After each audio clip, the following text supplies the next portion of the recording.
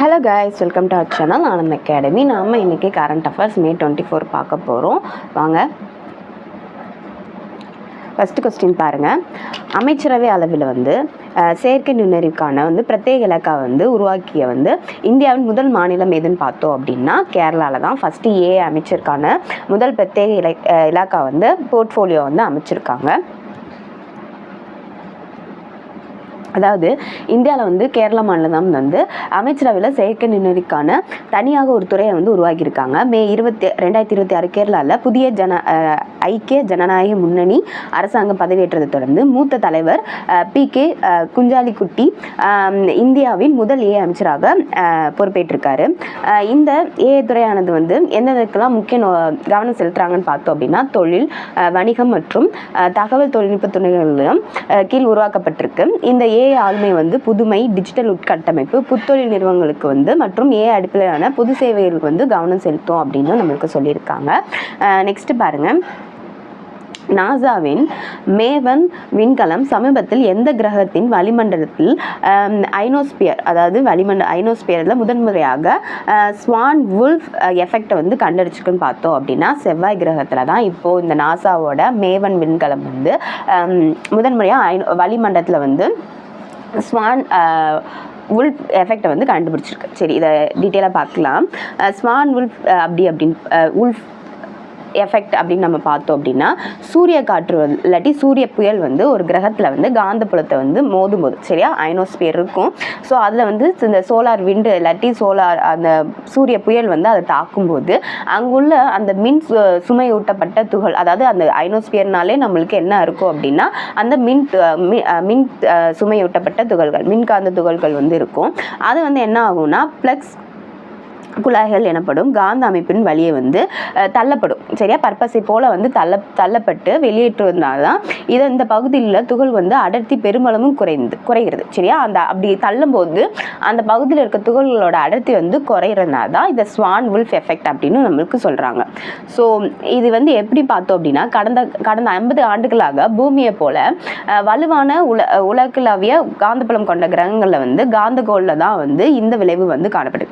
ஏன்னா இப்போ நம்ம இதில் தான் நிறைய நம்ம பூமியை தான் காந்த புலன்கள் அதிகம், சரியா. அந்த மாதிரி இருக்கிற கிரகத்தில் தான் இந்த எஃபெக்ட் காணப்படும் சொன்னாங்க. பட் ஆனால் இப்போது உலகளாவே பலத்த காந்தப்புலம் இல்லாத, ஏன்னா செவ்வாய் கிரகத்தில் காந்தப்புலமே ரொம்ப இருக்காது, அதோட உட்புற வளிமண்டலத்தில் 200 கிலோமீட்டருக்கும் குறைவான உயரத்தில் இந்த விளைவு ஏற்படுத்துறது நாசாவோட மேவன் விண்கலம் இப்போது ஃபஸ்ட் டைம் கண்டுபிடிச்சிருக்காங்க. இது டிசம்பர் 2023 செவ்வாய் கிரகத்தில் ஏற்பட்ட சக்தி வாய்ந்த சூரிய புயலின் தாக்கத்தால் இந்த நிகழ்வு தற்காலிகமாக வந்திருக்கோம் அப்படின்னு சொல்லிட்டு அந்த மேவன் விண்காணிகள் விண்கலத்தோட விண்காணிகள் சொல்கிறாங்க, சரியா. அடுத்து பாருங்க. இந்திய விண்வெளித்துறை விண்கலம் மற்றும் பயனுறு சுமை பேலோடு அமைப்பு உற்பத்திக்கான கீழ்கண்ட எந்த விண்வெளி உற்பத்தி பூங்காவை உருவாக்க ஒப்புதல் அளித்திருக்குன்னு பார்த்தோம் அப்படின்னா கோரச் அகமதாபாத் அருகே இருக்க குஜராத் மாநிலத்தில் இருக்க கோரச் அகமதாபாத் அருகே இருக்க இடத்துல தான் இப்போ இந்த பூங்கா அமைக்கிறதுக்காண்டி ஒப்புதல் அளிச்சிருக்காங்க.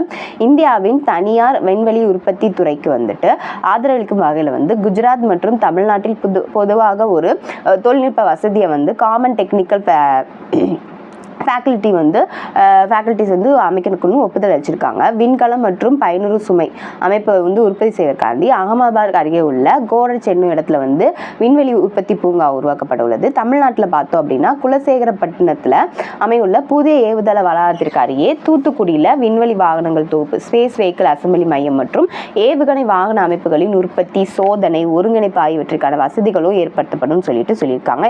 மத்திய அரசு 100 கோடி ரூபாய் மதிப்பீட்டில் நம்மளுக்கு சொல்லியிருக்காங்க. ஸோ ஆரம்பத்தில் இந்த தொழில்நுட்ப அமைப்புகளை இந்திய தேசிய விண்வெளி ஊக்குவிப்பு மற்றும் அங்கீகார மையம் இயங்கும். பின்னர் அது மாநில அரசுக்கிட்ட ஒப்படைக்கப்படும் சொல்லியிருக்காங்க. நெக்ஸ்ட் பாருங்க. தமிழ்நாட்டில் பொது தனியார் கூட்டமைப்பு PPP மாதிரியின் கீழ் கட்டுதல், சொந்தமாக்குதல், இயங்குதல், பரிமாற்றுதல் போட் அடிப்படையில் உருவாக்கப்பட உள்ள முதலாவது திட்டம் எதுன்னு நம்ம பார்த்தோம் அப்படின்னா வெள்ளிமலை நீரேற்று மின் திட்டம் தான் இப்போ இந்த அடிப்படையில் வந்து உருவாக்க போகிறாங்க. ஸோ கன்னியாகுமரி மாவட்டத்தில் உள்ள 1100 மெகாவாட் திறன் கொண்ட வெள்ளிமலை நீரேற்று மின் திட்டத்திற்கு மத்திய சுற்றுச்சூழல், வனம் மற்றும் பருவநிலை மாற்ற அமைச்சகத்திடம் இருந்து ஆய்வு வரம்புக்கான அனுமதி வந்து கிடைச்சிருக்கு.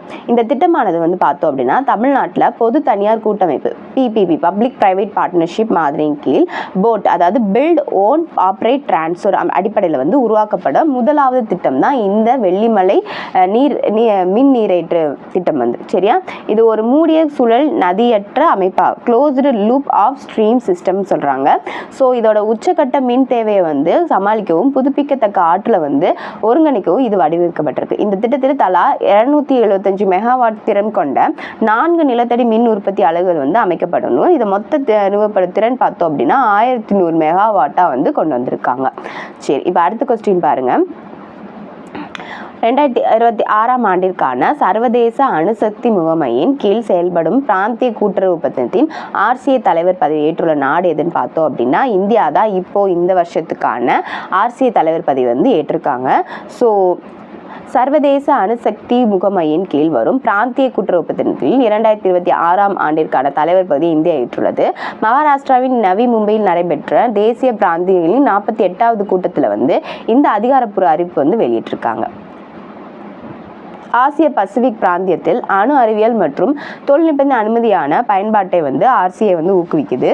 சுகாதாரம், விவசாயம் மற்றும் ஆற்றல் ஆகிய துறைகளை வந்து உறுப்பு நாடுகளுக்கு இடையே ஆராய்ச்சி, பயிற்சி மற்றும் தொழில்நுட்ப ஒத்துழைப்பை வந்து இந்த ஒப்பந்தம் வந்து ஆதரிக்குது. 1972ஆம் ஆண்டில் வந்து தொடங்கப்பட்ட இந்த RCA ஒப்பந்தத்தில் இந்தியா ஒரு நிறுவன உறுப்பினராக இருக்கு. சரியா, இதில் வந்து ஆசியா பசிபிக் பிராந்தியத்தை சேர்ந்த 22 உறுப்பு நாடுகள் வந்து உள்ளன. இந்த இதில் வந்து மொத்தம் எத்தனை உறுப்பு நாடுகள் இருக்காங்க? 22 உறுப்பு நாடுகள் வந்து இருக்கணும். சரி, அடுத்து பாருங்க. சந்திராயன் 3 விண்கலத்தில் விக்ரம் லேண்டர் வெற்றிகரமாக மேற்கொண்ட எதிர்கால மாதிரி திரும்ப பெறும், அதாவது சாம்பிள் ரிட்டர்ன் பணிகளுக்கு உதவும் தொழில்நுட்பத்தை நிரூபித்த சோதனையின் பெயர் என்னன்னு பார்த்தோம் அப்படின்னா ஹாப் சோதனை. சரியா, இப்போ சந்திராயன் 3 விண்கலம் வந்து இந்த சந்திராயன் 3 திட்டத்தின் விக்ரம் தரையிறங்கு கலம், அதாவது விக்ரம் லேண்டர் நிலவின் மேற்பரப்பில் இருந்து மீண்டும் தனது இயந்திரங்களை இயக்கி வெற்றிகரமாக மேலே எழும்பி சிறிது தூரம் தள்ளி நகர்ந்து தரங்கியது. இதுவே வந்து ஹாப் சோதனை சொல்றாங்க. அதாவது ஆல்ரெடி ஃபர்ஸ்ட் அது விக்ரம் லேண்டர் லேண்ட் ஆயிருக்கும். ஸோ அதுக்கப்புறமேட்டு கொஞ்சம் தூரம் இப்போ மறுபடியும் அதை புதுப்பிச்சுக்கிட்டு 40 சென்டிமீட்டர் வந்து மேலே உயர்ந்து மறுபடியும் கொஞ்சம் தூரம் போய் மறுபடியும் என்ன பண்ணியிருக்கு அப்படின்னா தரையிறங்கு. இதை தான் வந்து ஹாப் சோதனைன்னு சொல்றாங்க. இந்த சோதனையின் வெற்றி மனிதர்களின் நிலவுக்கு அனுப்பும் திட்டங்களுக்கும் மற்றும் நிலவிலிருந்து மண், பாறை மாதிரியின் பூமிக்கு கொண்டு வரும் எதிர்கால விண்வெளி பணிகளுக்கு தேவையான முக்கிய தொழில்நுட்பம் வந்து நிரூபிக்குது. விக்ரம் லேண்டர் தரங்கிய இடத்திற்கு சிவசக்தி என்று நமக்கு ஆல்ரெடி பேர் வந்திருக்கு. 2023 நம்மளுக்கு சொல்லியிருப்பாங்க. அடுத்து வந்துட்டு 2026 மே மாதத்தில் இந்தியா எந்த நாட்டுடன் தனது இருதரப்பு உறவை சிறப்பு உத்திசார் கூட்டமைப்பாக வந்து ஸ்பெஷல் ஸ்ட்ராட்டஜிக் பார்ட்னர்ஷிப் தரமாக உயர்த்தியதுன்னு பார்த்தோம் அப்படின்னா இத்தாலியோட தான் இப்போ இந்தியா வந்து சிறப்பு உத்திசார் கூட்டமைப்பாக மாறி இருக்கு, தரம் உயர்த்தியிருக்கு. ஸோ 2026ஆம் ஆண்டில் மாதத்தில் இந்திய பிரதமர் நரேந்திர மோடி மற்றும் இத்தாலி பிரதமர் ஜியோர்ஜியா மெலோனி ஆகியோருக்கு இடையே ரோம் நகரில் வந்து பேச்சுவார்த்தை நடைபெற்றுச்சு. இதன் மூலம் இரு நாடுகளுக்கும் தங்களின் இருதரப்பு உறவை வந்து சிறப்பு புத்திசார் கூட்டமைப்பாக தரம் உயர்த்திருக்காங்க.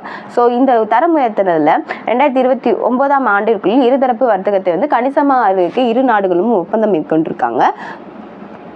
சரியா, அதான் வந்துட்டு இப்போ இந்த இந்தியா இத்தாலியான சிறப்பு உத்திசார் கூட்டமைப்பா நம்மளுக்கு சொல்லியிருக்காங்க. ஸோ இதோட நம்மளுக்கு May 24 கரண்ட் அஃபேர்ஸ் முடிஞ்சு.